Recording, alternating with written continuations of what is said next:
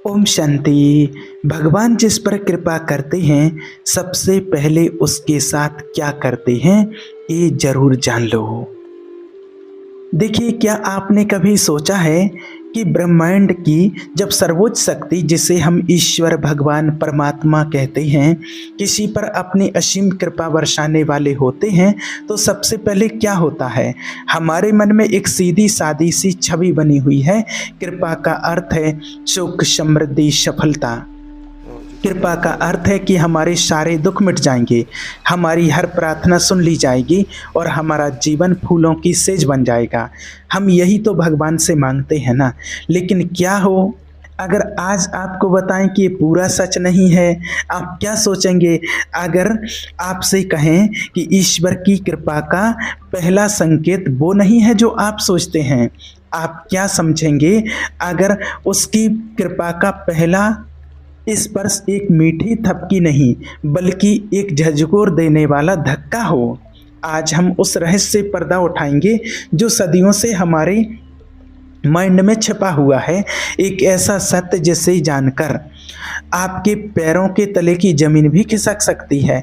एक ऐसा ज्ञान जो शायद आपको कुछ समय के लिए पीड़ा दे सकता है, आपको अकेला महसूस कराए, लेकिन अंत में आपको उस परम सत्य के दर्शन कराएगा जिसकी खोज हर आत्मा कर रही है।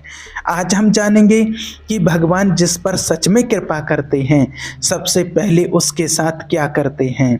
इस यात्रा अर्थात वीडियो के अंत तक आप बने रहिएगा, क्योंकि आज का ये वीडियो आपको देखने का नज़रिया हमेशा के लिए बदल सकता है। कल्पना कीजिए, आज आप एक कुम्हार की, उसके सामने एक मिट्टी का एक अनगढ़ ढेर पड़ा है। वो उस मिट्टी में एक सुंदर घड़े की छवि देखता है। अब वो क्या करेगा?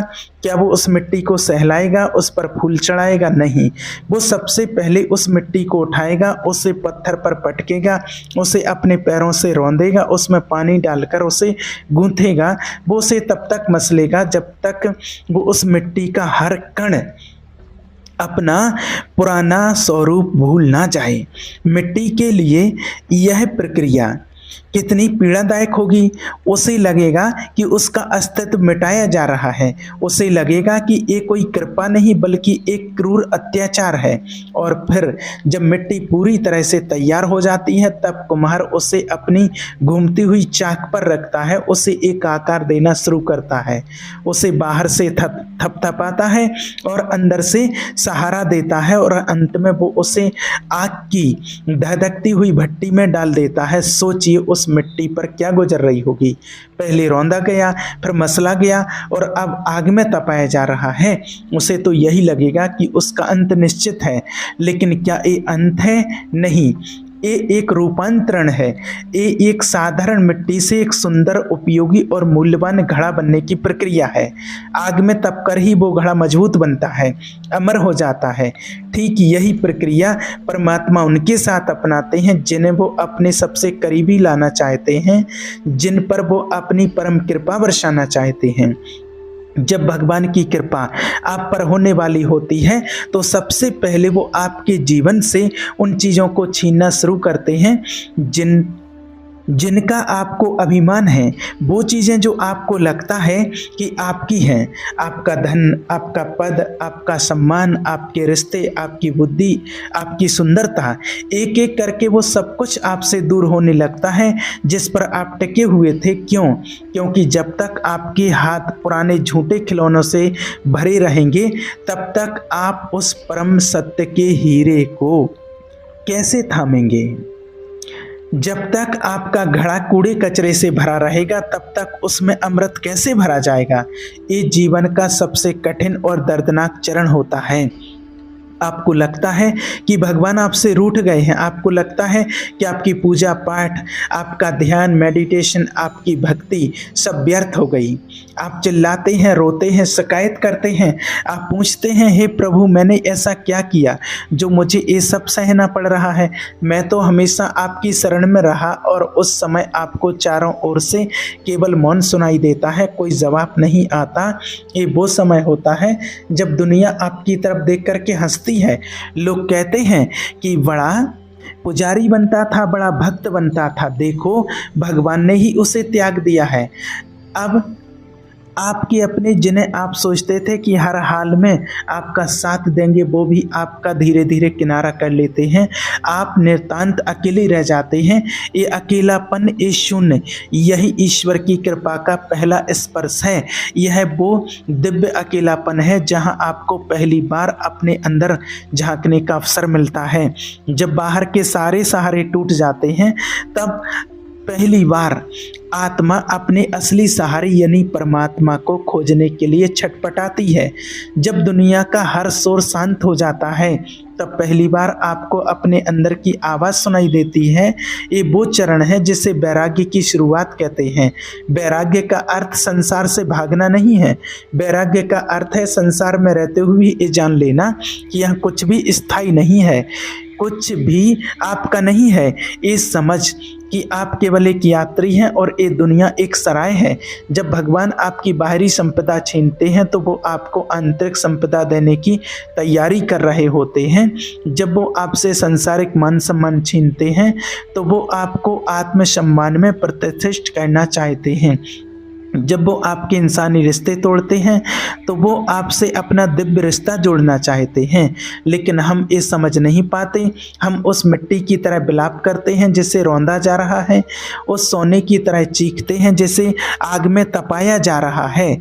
हमें लगता है कि हमारा नाश हो रहा है, जबकि वास्तव में हमारा निर्माण हो रहा होता है। ये पहली और सबसे बड़ी परीक्षा है। परीक्षा इस बात की कि क्या आप तब भी ईश्वर पर भरोसा रखते हैं जब वो आपकी हर मनचाही चीज़ आपसे छीन रहे हों। क्या आप तब भी उनके प्रेम पर विश्वास करते हैं जब उनका व्यवहार आपको सबसे क्रूर लग रहा हो। राजा हरिश्चंद्र को याद कीजिए, सत्य के मार्ग पर चलने वाले दानवी राजा। जब विधाता ने उनकी परीक्षा लेनी चाहिए तो क्या किया?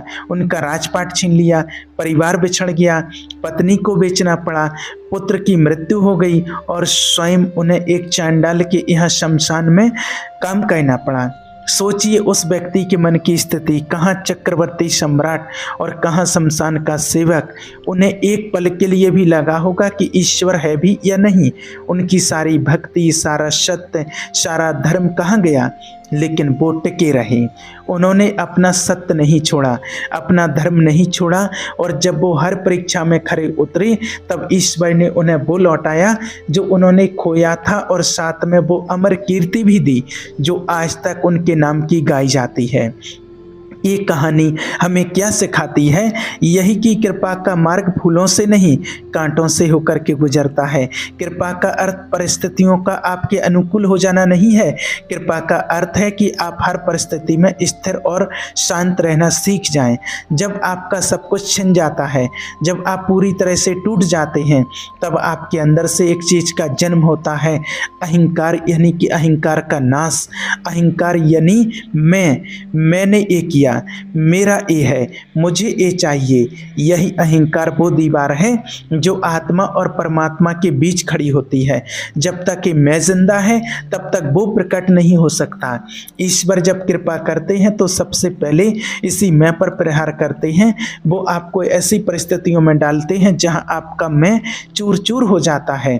जब आपकी बुद्धि काम करना बंद कर देती है, जब आपकी ताकत जवाब दे जाती है, जब आपकी योजनाएं धरी की धरी रह जाती हैं, तब आपको पहली बार ये एहसास होता है कि मैं कुछ नहीं हूँ, करने वाला कोई और है। ये एहसास होना कि मैं करता नहीं हूँ, यही तो आपका ईश्वर के प्रति समर्पण है।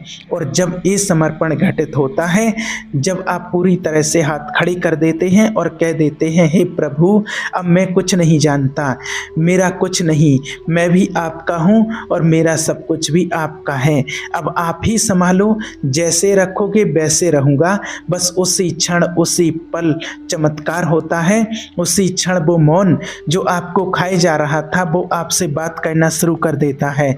वो अकेलापन जो आपको डरा रहा था वो उस परम सत्ता की उपस्थिति से भर जाता है। वो दुख जो आपको तोड़ रहा था वो आनंद में बदलना शुरू हो जाता है। ये वो बिंदु हैं जहाँ कुम्हार रौंदना और मसलना बंद कर देता है। अब वो उस तैयार मिट्टी को अपनी चाक पर रखता है। अब निर्माण का असली काम शुरू होता है। भगवान अब आपके जीवन को अपने हाथों से एक नया आकार देना शुरू करते हैं।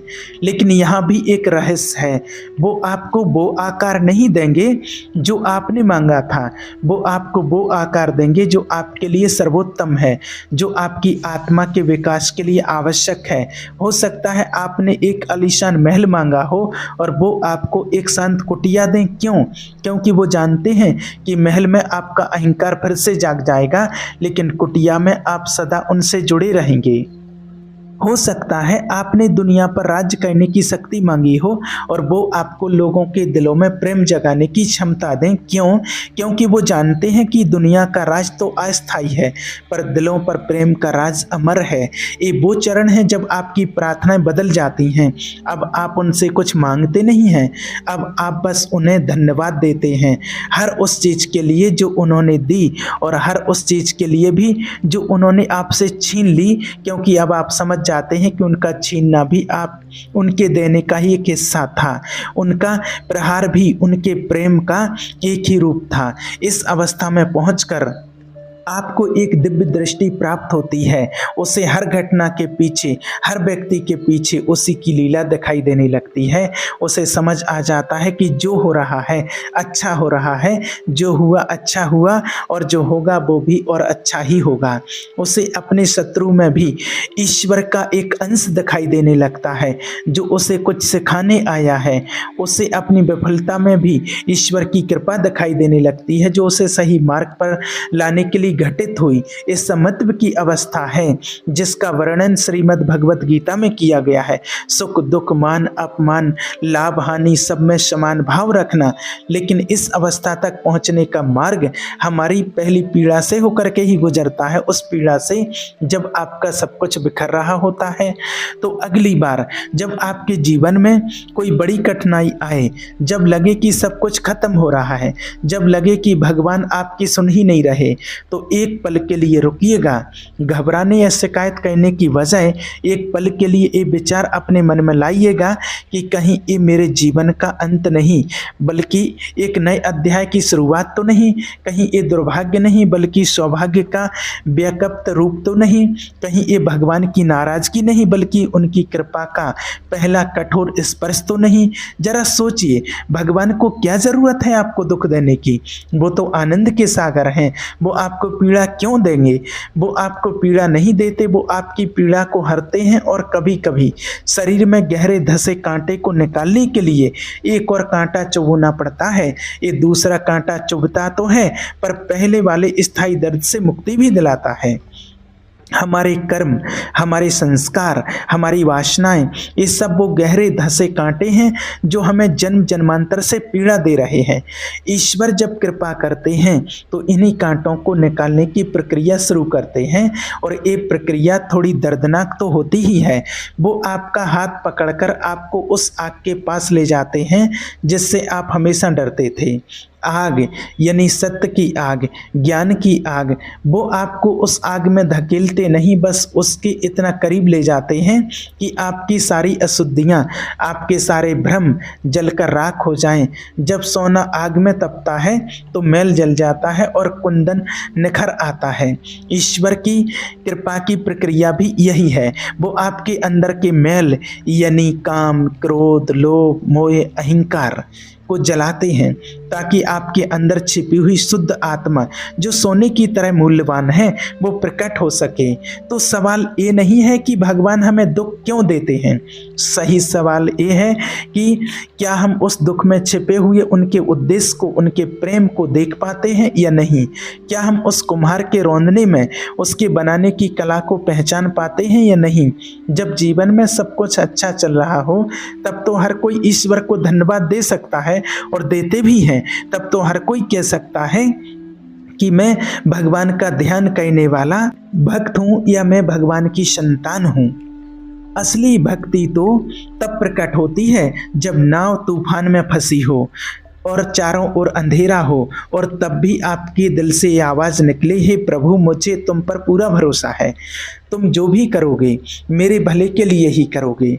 ये भरोसा ही वो धागा है जो आपको उस कठिन समय में टूटने नहीं देता है। ये भरोसा ही वो नाव है जो आपको भव सागर से पार ले जाती है। और जब आप इस परीक्षा से गुजर जाते हैं, जब आप हर परिस्थिति में उन्हें धन्यवाद देना सीख जाते हैं, तब कृपा का दूसरा और असली चरण शुरू होता है। तब वो आपको वो शांति देते हैं जिसे दुनिया की कोई दौलत खरीद नहीं सकती। तब वो आपको वो आनंद देते हैं जो किसी बाहरी वस्तु पर निर्भर नहीं होता। तब वो आपको वो प्रेम देते हैं जो कभी कम नहीं होता, जो कभी बदलता नहीं। आपको बाहर से देखने पर शायद लगे कि आपके जीवन में कुछ खास नहीं बदला, आप शायद उसी घर में रह रहे हों, वही काम कर रहे हों, लेकिन आपके अंदर सब कुछ बदल चुका होता है। आपका दुनिया को देखने का नजरिया बदल चुका होता है, आपकी चेतना का स्तर बदल चुका होता है। अब आपको सुख पाने के लिए कहीं भागना नहीं पड़ता, आप जहां होते हैं वहीं सुख होता है। अब आपको शांति खोजने के लिए पहाड़ों पर नहीं जाना पड़ता, आप भीड़ में भी शांत रहते हैं। यही ईश्वर की सच्ची कृपा है। मटेरियल समृद्धि नहीं, आध्यात्मिक समृद्धि, सांसारिक सफलता नहीं, आत्मिक विजय। तो अंत में सार क्या है? भगवान जिस पर कृपा करते हैं सबसे पहले उसे तोड़ते हैं, उसे पूरी तरह से शून्य कर देते हैं, उसके सारे सहारे छीन लेते हैं, उसे नितांत अकेला छोड़ देते हैं। वो ऐसा इसलिए करते हैं ताकि वो व्यक्ति अपने झूठे आधारों को छोड़कर एकमात्र सच्चे आधार यानी परमात्मा को पकड़ ले, ताकि वो अपने अहंकार को गलाकर समर्पण को अपना ले, ताकि वो अपनी छोटी छोटी इच्छाओं को त्याग कर उस परम की इच्छा में जीना सीख ले। ये एक दर्दनाक, भ्रमित करने वाली और अकेली यात्रा हो सकती है, लेकिन जो इस यात्रा में श्रद्धा और सबूरी के साथ टिका रहता है, उसे अंत में वह मिलता है जिसकी कल्पना भी उसने नहीं की थी, उसे स्वयं परमात्मा मिल जाते हैं। तो अपने जीवन के कठिन समय को एक श्राप की तरह मत देखिए, उसे एक अवसर की तरह देखिए, एक मौका ये जानने का कि आपका विश्वास कितना गहरा है, एक मौका अपने अंदर की शक्ति को पहचानने का, एक मौका उस परम सत्ता के और करीब आने का। याद रखिए, रात चाहे कितनी भी गहरी क्यों ना हो, सुबह जरूर होती है। भट्टी की आग चाहे कितनी भी तेज क्यों ना हो, सोना कुंदन बनकर ही बाहर निकलता है। और ईश्वर की परीक्षा चाहे कितनी भी कठिन क्यों ना लगे, उसका अंतिम परिणाम हमेशा कृपा, आनंद और शांति ही होता है।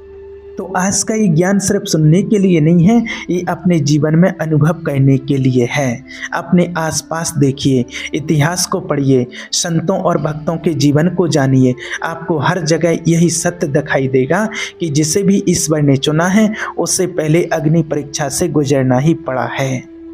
आशा है आज की इस वीडियो ने आपके मन में चल रहे कई सवालों को शांत किया होगा और आपको एक नई दृष्टि दी होगी। ओम शांति।